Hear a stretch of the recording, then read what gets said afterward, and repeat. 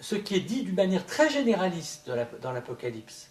C'est-à-dire, quand on voit les marchands qui ont peur, qui ne vendent plus, des choses comme ça, des situations générales, les gens qui ont peur.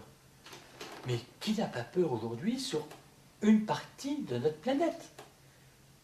Qui n'a pas eu peur pendant la dernière guerre mondiale? Qui n'a pas peur en Afghanistan? Qui n'a pas peur en Irak? Qui n'a pas peur dans une centaine de pays qui sont toujours en guerre et où il y a des cataclysmes, où il vient d'avoir un tremblement de terre terrible en Italie? De telles peurs ont existé, existeront, existent et existeront. Et l'Apocalypse ne fait que décrire le monde déchu, puisque dans la conception chrétienne, ce monde-ci n'est pas le monde créé originellement par Dieu. C'est un monde qui a été maudit par Dieu après le péché d'Adam et Ève. Ce serait un trop long débat que de l'expliquer, mais ce monde-ci est un monde déchu.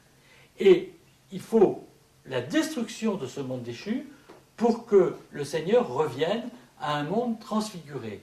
Donc c'est l'idée, au fond, l'idée générale de l'Apocalypse, c'est de savoir que ce monde passera, mais que les paroles de Dieu, elles, ne passeront pas. C'est ça l'idée générale de l'Apocalypse. C'est que c'est un monde qui passera, qui n'est pas une fin en soi, et que tout ce que nous pouvons avoir comme activité dans le monde n'est qu'un passage vers l'au-delà, vers le Christ, et certainement pas un but en soi. Je dirais, s'il y avait un message à donner de l'Apocalypse, c'est celui de la fragilité de notre monde face à une éternité à laquelle croient ceux qui prient le Christ, ou qui sont d'ailleurs dans d'autres religions qui croient dans une éternité. Alors donc tout ce qui est code secret de la Bible, vous n'y croyez pas du tout. Il y a des gens, des mathématiciens qui ont essayé de percer des secrets, des codes cachés dans ce texte. Pour les orthodoxes, que je représente une tradition, il y a un texte de Basile de Césarée, qui est un texte du début du IVe siècle, qui dit ceci.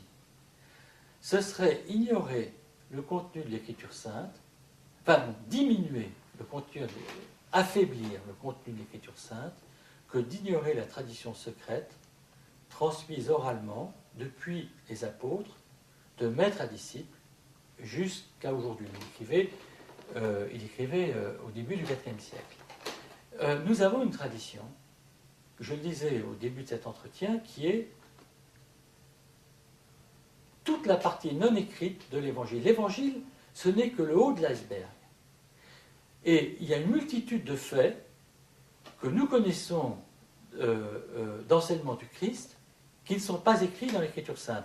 Et ça, c'est quelque chose qui est beaucoup plus important dans l'Église d'Orient que dans l'Église d'Occident, où cet aspect est moins prononcé.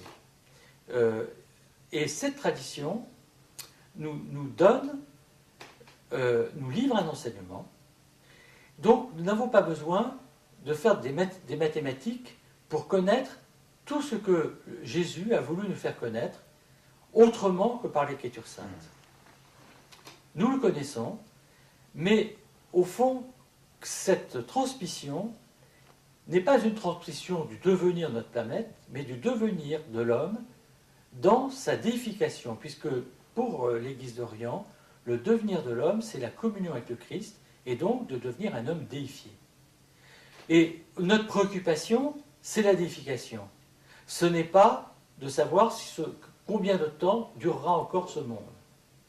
Et comme je vous l'ai dit, moi, j'ai le monachisme parce que je suis évêque, mais je ne suis pas un moine qui vit dans un monastère ou au Mont Athos.